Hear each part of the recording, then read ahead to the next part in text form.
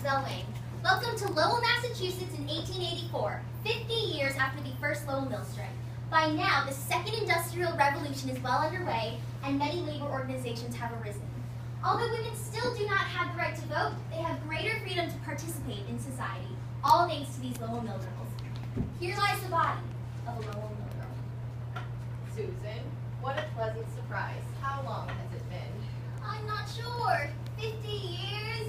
Whenever I come here, I think of how much has changed since then. Just like the establishment of the Knights of Labor, I'm glad to see that women are now able to join labor unions like these. I'd like to join, but I feel like I have grown too old. I believe they would benefit from your leadership. However, I do agree it has been quite a while since our time in the mills. November 1st, 1833. Dear Mother, I arrived in Lowell this evening, safe and sound. I share a room in a boarding house with two other girls, Lucy Larkham and Susan Adams, who are now out at a meeting and will be back shortly.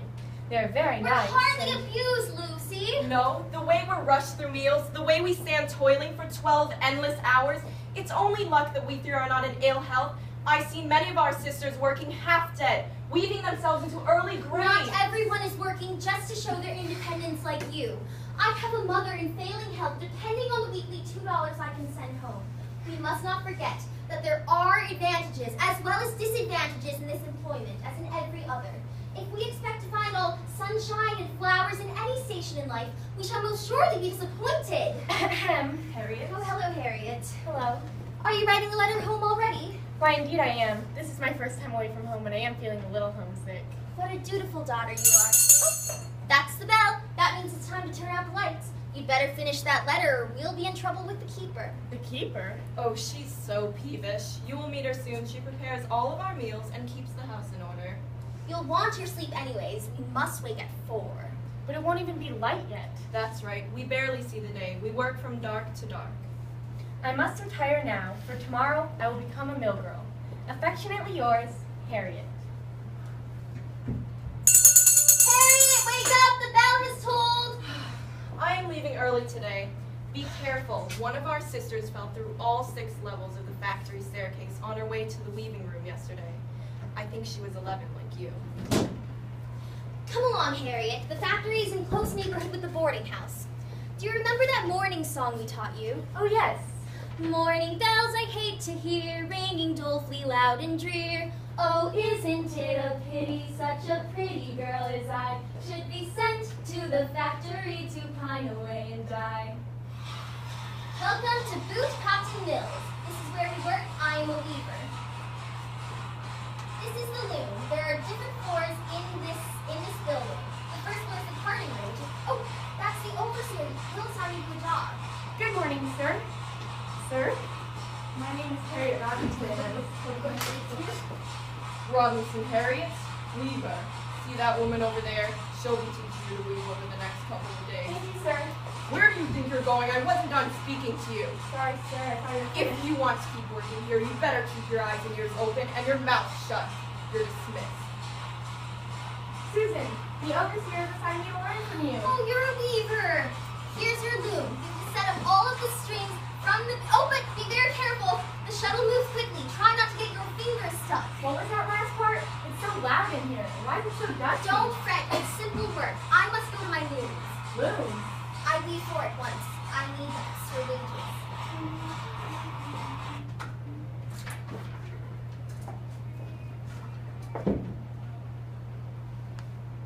Harriet was such a diligent worker, and so were the rest of us. Do you remember how some of the women had to do back-breaking work in the carding room with all of the men? I always despised the confinement, noise, and lint-filled air. We all work day in and day out, and to show their appreciation, they cut our wages that March of 1834. Girls, did you hear about the wage cuts?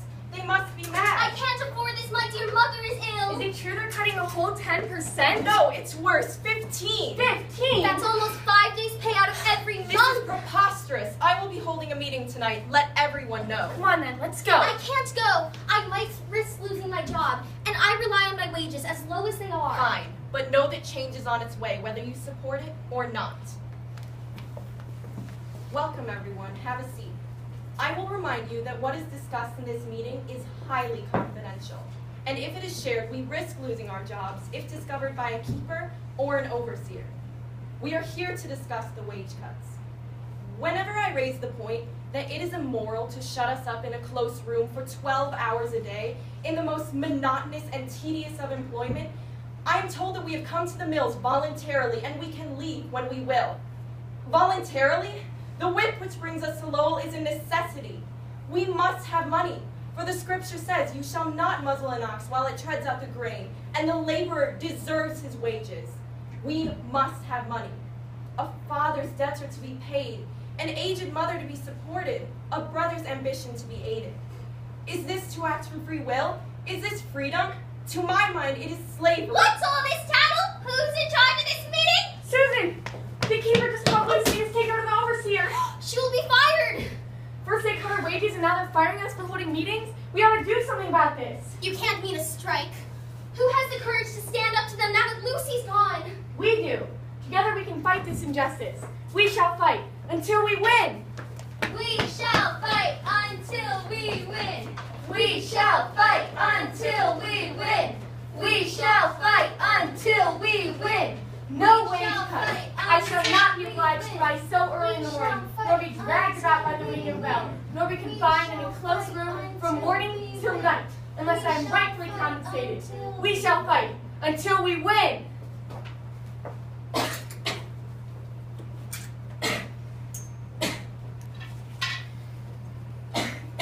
I remember how devastated everyone was after the strike failed, especially Harriet. There was never a peaceful moment in the boarding house as it was constantly filled with hostile remarks. They were rightfully upset, as the events that followed only made us more resentful of the conditions.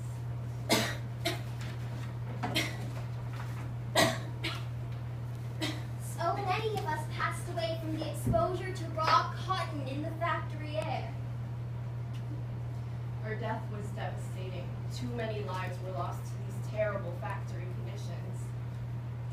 Where did you go after you were fired? It seems like you vanished. I was devastated to see that my leadership was a failure, so I returned home, only to find that my entire family was ashamed of my rebellious actions. My father told me that women were too incompetent to go on strike, and that the mill girls should be grateful that they even received payment. But he was glad that I came home so I could learn to cook and clean like a proper woman. You oughtn't be so ashamed of your leadership, Lucy. After all, it was our strike which inspired the Patterson textile strike only 1 year later. That is true.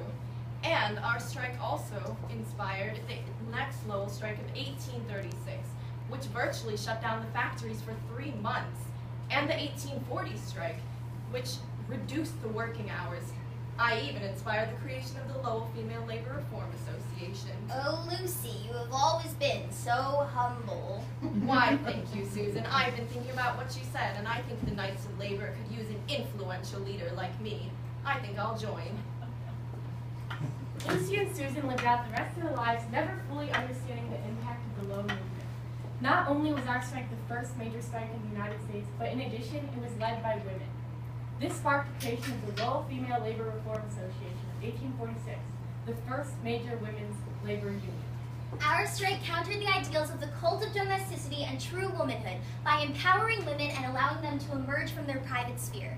It also helped spur efforts against child labor and atrocious factory conditions. Even now, in 2015, we all owe a debt to the Lowell Mill Girls because of the millions of women in unions who can teach our kids, fight our fires, build our homes, and nurse us back to health. The Lowell Mill Girls taught America a powerful lesson about ordinary women doing extraordinary things.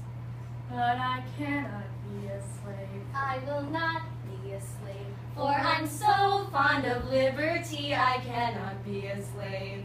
Thank you.